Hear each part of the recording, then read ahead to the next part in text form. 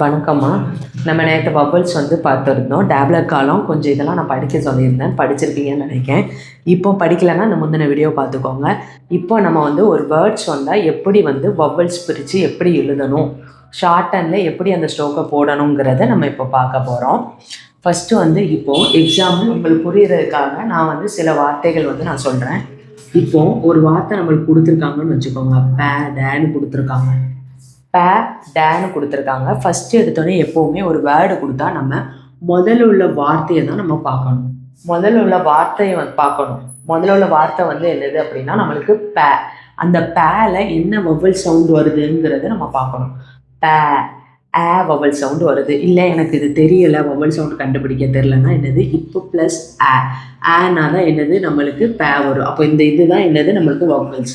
நான் ஏற்கனவே சொல்லியிருக்கேன், இனிமேல் வவல்ஸ் ஏஇஐஓயோ அப்படிலாம் படிக்காதீங்க. இந்த இதில் உள்ள லெட்டர்ஸ் தான் நமக்கு வவல்ஸ். ஆ ஏ ஓஇஇ ஊ. அப்போது இந்த வேர்டு நம்மளுக்கு எப்போவுமே ஒரு வார்த்தை கொடுத்தா அதில் முதல்ல வர்ற ஒரு வார்த்தையே இருக்கணும். டேவை எப்படி பிரிக்கலாம், நம்ம பேங்கிறது தான் முதல் வார்த்தை. அப்போது பேல என்ன சவுண்டு வருது, சவுண்ட்.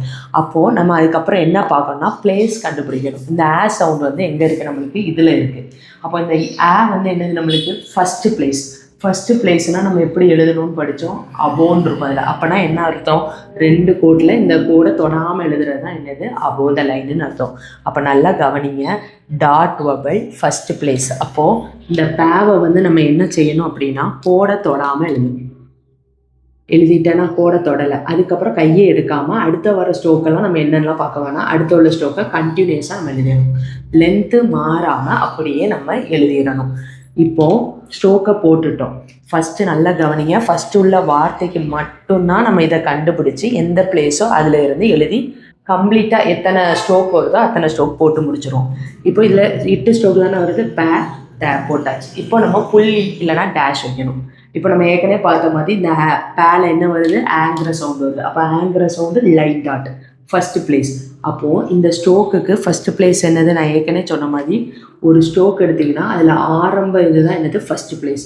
அப்போது இந்த ஃபஸ்ட்டு பிளேஸ் இது. ஃபஸ்ட்டு பிளேஸில் ஆங்கிற லைட்டு புள்ளி வைக்கணும்.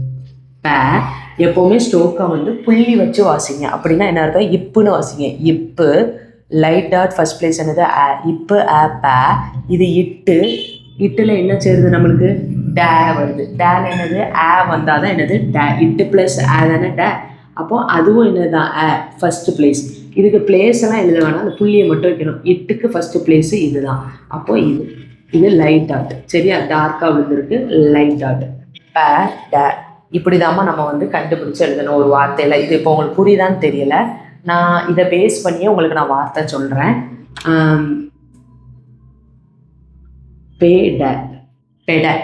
பெடன்னு போட்டிருக்கேன். சரி, அது வார்த்தை கிடையாது, உங்களுக்கு புரியறதுக்காக நான் எழுதியிருக்கேன். ஃபஸ்ட்டு நம்ம என்ன பார்ப்போம், ஃபஸ்ட்டு லெட்டர் பே பார்ப்போம். பேல என்ன வருது நம்மளுக்கு, இப்பு ப்ளஸ் ஏ நம்மளுக்கு என்னது செகண்ட் பிளேஸ்.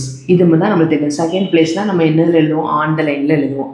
அப்போது ஆன் த லைன்லனா என்னது, இப்போ கோட்டை தொட்டு எழுதுறது தான் ஆன் த லைன். அடுத்த உள்ள ஸ்ட்ரோக்கு எழுதுவோம். முதல் உள்ள ஸ்ட்ரோக்கை வச்சு பிளேஸை கண்டுபிடிச்சி எழுதிடுவோம். அடுத்து இனிமேல் தான் நம்ம புள்ளி வைக்க போகிறோம். பேல என்னது செகண்ட் பிளேஸ். அப்படி தானே, இதில் செகண்ட் பிளேஸ் இது லைட் டாட் வச்சுட்டேன். அடுத்து இட்டில் என்ன சவுண்டு வருது, இட்டு plus sound first place light dot. அப்போ இதில் ஃபஸ்ட்டு பிளேஸ் இதான் என்னது பெடை. இப்போ உங்களுக்கு இன்னும் கிளியராக இன்னொரு எக்ஸாம்பிள் பாருங்கள். பூ டேன்னு வச்சுக்கோங்க.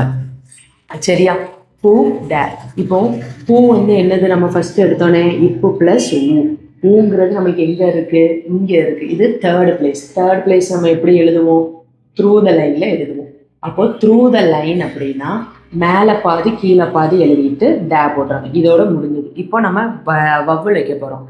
தேர்ட் பிளேஸ், இப்போல தேர்ட் பிளேஸ் தானே இது, தேர்ட் பிளேஸில் டேஷ். அப்போ இதில் தேர்ட் பிளேஸில் பூ டே இட்டு ப்ளஸ் இதில் சவுண்டு வருது. சவுண்டு என்னது, இட்டு ப்ளஸ்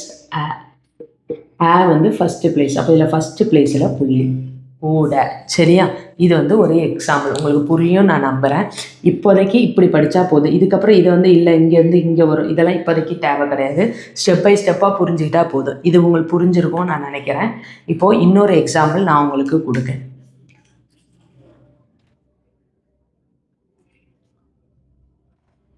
இன்னொரு எக்ஸாம்பிள் வந்து இதே மாதிரி நான் உங்களுக்கு ஃபஸ்ட்டு கொடுக்கேன்.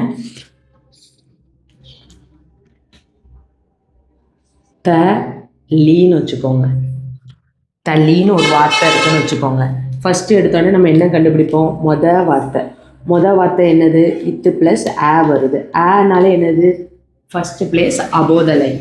அப்போ அபோவ் த லைனில் லீங்கிறது என்னது? லீ அப்படின்னு தொடர்ந்து போட்டேன். இப்போது இது ஃபஸ்ட்டு பிளேஸ்னால் நான் புள்ளி வைக்கணும், லைட் டாட். இதுக்கு தேர்க்கு ஃபஸ்ட்டு பிளேஸ் இது இல்லுக்கு வந்து என்னது? இ வருது. இல்லு ப்ளஸ் இ வந்து தேர்டு பிளேஸில் லைட் டாட். அப்போ இதுக்கு தேர்ட் பிளேஸ் இங்கே இருந்தானே ஆரம்பிக்க, ஃபஸ்ட்டு செகண்டு தேர்டு இங்கே வரும். லி அப்படின்னு வரும். சரியா? சில பேர் வந்து ஸ்டூடெண்ட்ஸ் வந்து எது கன்ஃபியூஷன் ஆகிக்கிடுவாங்கன்னா, இப்போ இந்த பேடன்னு இருக்குல்லாம், இந்த பேடெல்லாம் மேம் இங்கே புள்ளி வருமா இங்கே புள்ளி வருமாமாங்க. பேன் வந்தால் நம்மளுக்கு பேடை இந்த சைடு தான் வரும். அதை எப்படி சிம்பிளாக ஏன் வச்சுக்கலாம்னா, நல்லா கவனிங்க. பே வந்து ஆ சவுண்டு ஃபஸ்ட்டு பிளேஸ். உங்களுக்கு வந்து தெரியலை எந்த சைடு புள்ளி வைக்க தெரியலை அப்படின்னா, இப்பு ப்ளஸ் இப்புக்கு இந்த சைடு வருது, நம்மளுக்கு ரைட் சைடு வருது. அப்போது ஸ்ட்ரோக்கை எப்போவுமே என்ன செஞ்சுக்கோங்க, நீங்கள் புள்ளியாக கன்சிடர் பண்ணிக்கோங்க. அப்போ இதுதான் இப்புனா இப்புக்கு இந்த சைடு வருது. அப்போ இப்புக்கு இந்த சைடு அப்படின்னு ஞாபகம். சம்டைம்ஸ் வந்து உங்களுக்கு எப்படி வரும் அப்படின்னா, ஹரிசாண்டல் ஸ்ட்ரோக்கில் வரும்போது கம்முன்னு வச்சுக்கோங்க, இல்லைன்னா கேமேன்னு வச்சுக்கோங்க. கேம வந்து என்னது? கேம ஃபஸ்ட்டு பிளேஸுங்கிறது இதில் இக்கு ப்ளஸ் இந்த சைடு வருது. இதில் வந்து எப்படின்னா கீழே வரும். இக்குக்கு இந்த சைடு வந்தால் கீழே வரும். இப்போது இந்த பேங்கிறது இப்படி இந்த சைடு தான் வரும்.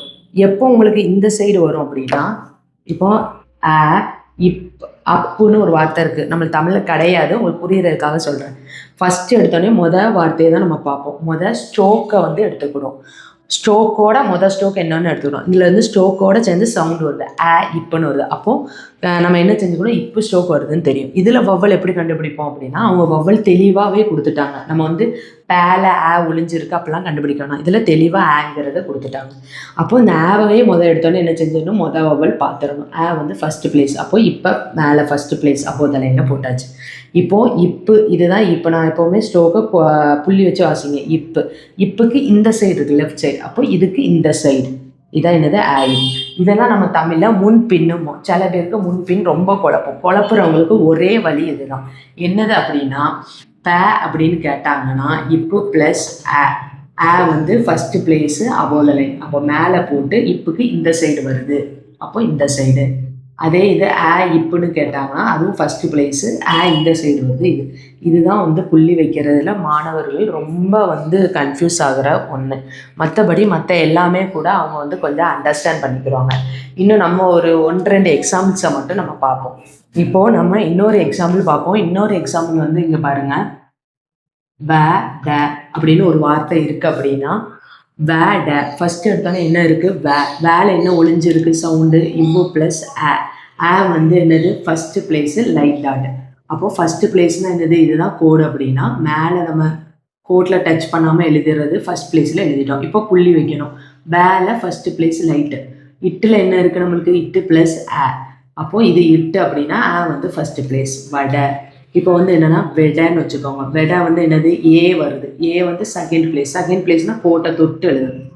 அப்போ செகண்ட் பிளேஸில் புள்ளி வச்சு வந்து டேக்குள்ளே வவ்வலை வைக்கணும். விடை அப்படின்னா டிங்கிறது என்னது? வருது. வந்து தேர்ட் பிளேஸ் த்ரூ த லைனில் வரும். த்ரூ த லைனில் என்னது? மேலே பாதி கீழே பாதி. இது தேர்ட் பிளேஸ்.